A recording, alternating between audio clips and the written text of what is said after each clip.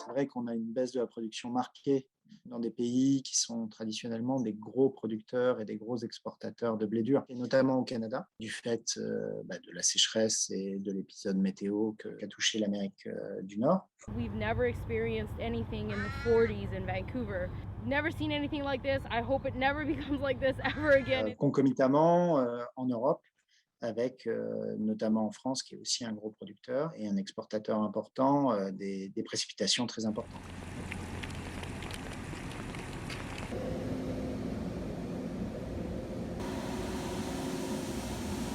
On parle d'une baisse de la production au Canada d'une trentaine de pourcents. Ça se traduit automatiquement par une tension sur les marchés et une augmentation de prix. On est passé de 270 de mémoire à 330 € la tonne de blé dur.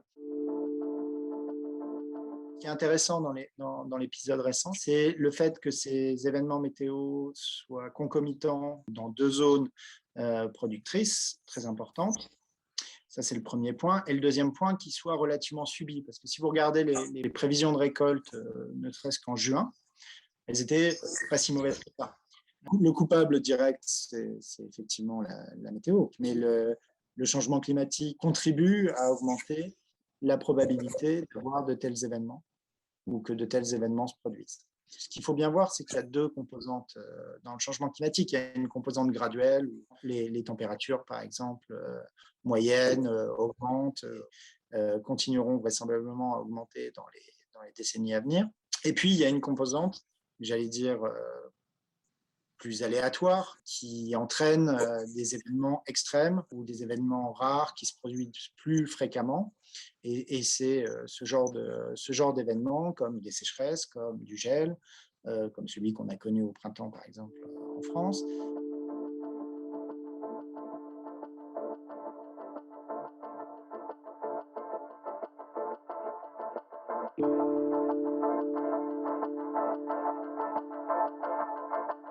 La catastrophe climatique qui nous arrive en 2021, c'est pas du meilleur effet. De mémoire, les registres nous disent que c'était quasi jamais arrivé dans l'activité agricole moderne. Je le prends mal parce que j'ai travaillé 6 mois pour rien, donc j'ai taillé tout l'hiver.